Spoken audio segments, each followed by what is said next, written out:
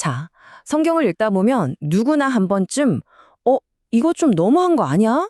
하고 멈칫하게 되는 아주 충격적인 장면이 하나 있죠.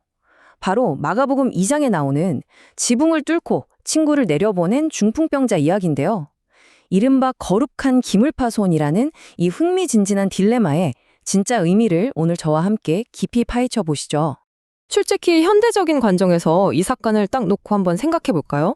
건장한 성인 남자 4명이 남의 집 지붕을 무단으로 막 부수고 재산상으로 엄청난 피해를 입힌 데다가 심지어 아주 진지한 모임까지 방해했단 말이죠. 이거 요즘 같으면 명백한 민폐고 사실상 범죄 상황이잖아요.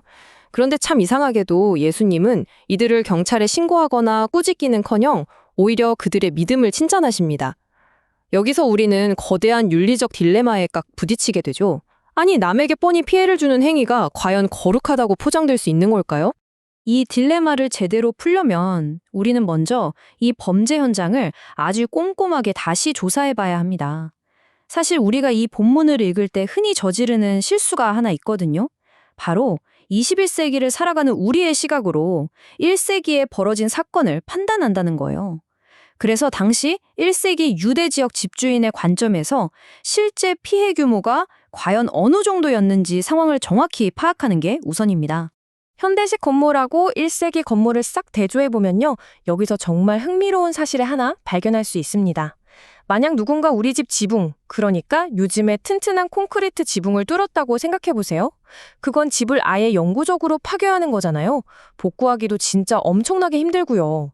하지만 1세기 유대 지역의 지붕은 구조가 완전히 달랐습니다. 당시 지붕들은 평평한 형태였는데 나무들보를 얹고 그 위에 종려나무 가지랑 흙, 집 같은 걸 층층이 덮어서 콕콕 다져서 만들었거든요. 그러니까 남의 집 지붕을 함부로 뜯어낸 건 분명히 엄청난 결례가 맞습니다. 그건 절대 부인할 수 없죠. 하지만 그게 막 집 전체를 와르르 붕괴시키는 영구적인 파괴는 아니었다는 뜻입니다. 사실상 덮여있던 흙이랑 나뭇가지들을 옆으로 쓱쓱 걷어낸 것에 불과했거든요. 나중에 흙을 다시 덮고 단단하게 다지기만 하면 충분히 수리할 수 있는 일종의 복구 가능한 임시적인 소동이었던 셈이죠. 자, 그럼 여기서 아주 핵심적인 질문이 나옵니다. 아무리 비교적 쉽게 고칠 수 있는 지붕이었다고 쳐도요. 명백하게 남의 물건을 망가뜨린 기물 파손이고 또 무례한 행동인 건 변함이 없잖아요. 그런데 대체 왜 예수님은 이걸 꾸짖지 않으시고 오히려 믿음이라고 부르며 칭찬하셨던 걸까요? 개혁주의 신학이나 총교도 전통에서는 이 상황을 3가지 중요한 원칙으로 짚어줍니다. 예수님은 이 내 친구의 단순한 무례함이나 극성맞음을 보신 게 아니에요. 그 행동 밑바닥에 짙게 깔려있는 엄청난 절박함을 꿰뚫어 보신 겁니다. 그러니까 한 사람의 생명과 그 영혼의 가치가 물질적인 재산이나 지붕 수리비보다 훨씬 비교도 안 될 만큼 위에 있다는 사실을 완벽하게 인정해 주신 거죠. 청교도들은 바로 이런 태도를 가리켜서 난관을 돌파하는 믿음이라고 불렀습니다. 한번 생각해 보세요. 주변 사람들의 따가운 시선, 사회적인 체면, 그 당시의 엄격한 관습, 그리고 나중에 분명히 물어내야 할 경제적인 손실까지 이 모든 거대한 장애물들을 아주 과감하게 부숴버릴 수 있었던 이유가 뭘까요? 그건 바로 예수님께 나아가는 것, 그거 하나만을 세상 그 어떤 것보다 절대적인 최우선 순위에 뒀기 때문입니다. 그리고 우리는 이 사건의 진짜 주역이 누군지도 절대 잊으면 안 됩니다. 병상에 꼼짝없이 누워있던 중풍병자 본인이 직접 지붕을 뜯을 수는 없었을 거 아니에요? 쏟아질 대중의 비난, 막대한 배상 책임, 이 모든 걸 전부 다 무릅쓴 건 바로 그의 4명의 친구들이었습니다. 이건 그냥 단순히 종교적인 열심을 넘어선 친구를 향한 정말 엄청나고도 깊은 희생적인 사랑이었던 겁니다. 사실 이 부분이 이 이야기의 진정한 의미를 아주 기가 막히게 보여주거든요. 이 친구들은 이기적으로 남의 집에 난장판만 딱 만들어 놓고 뒤로 쏙 도망친 게 아닙니다. 내 친구를 어떻게든 살려야 한다는 그 일념 하나로 자신들에게 쏟아질 비난과 재정적인 손해를 스스로 감당하기로 아주 굳게 선택한 겁니다. 진짜 대단하지 않나요? 자, 이쯤에서 아주 날카로운 비판적인 현대적 질문을 하나 던져보겠습니다.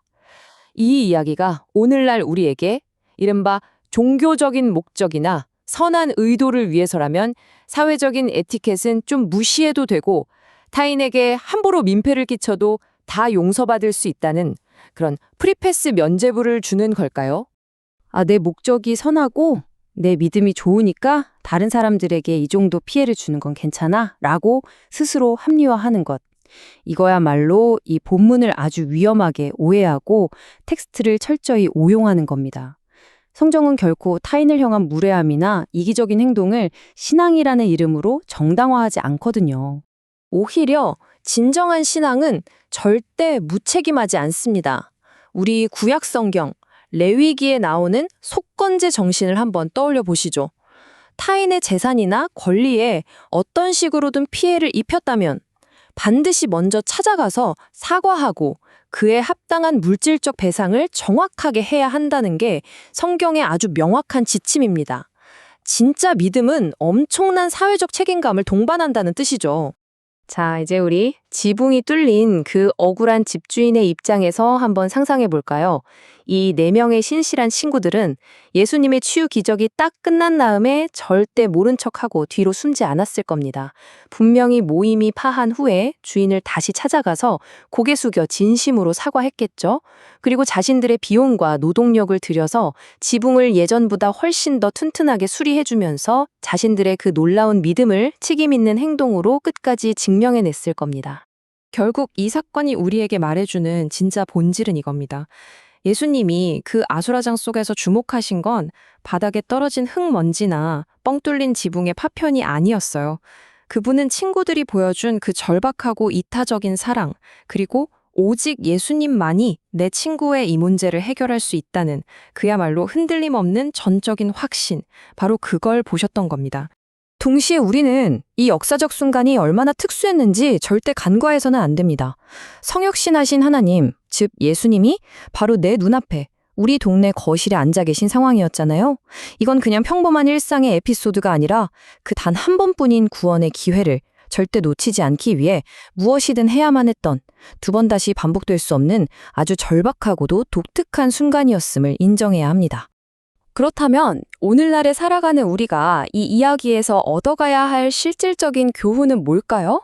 바로 사회적인 에티켓과 질서를 존중하는 성숙한 시민으로서의 태도, 그리고 한 사람의 영혼을 구원하고 돕는 일에 있어서는 그 어떤 핑계나 장애물도 허용하지 않는 거룩한 열정, 바로 이 두 가지 사이에서 아주 지혜롭게 올바른 균형을 잡는 법을 배우는 겁니다. 자, 오늘 분석을 마무리하면서 여러분께 아주 도발적인 질문을 하나 던져보겠습니다. 곰곰이 한번 생각해 보세요. 만약 여러분이 그 지붕 뚫린 집의 주인이었다면 어떠셨을까요? 내 안락한 거실이 잠시 엉망진창이 되고 좀 귀찮아지더라도 한 생명이 완전히 회복되고 살아난 그 놀라운 기적을 더 크게 기뻐하고 축하할 수 있는 그런 영적인 넉넉함이 과연 우리 안에 있을까요?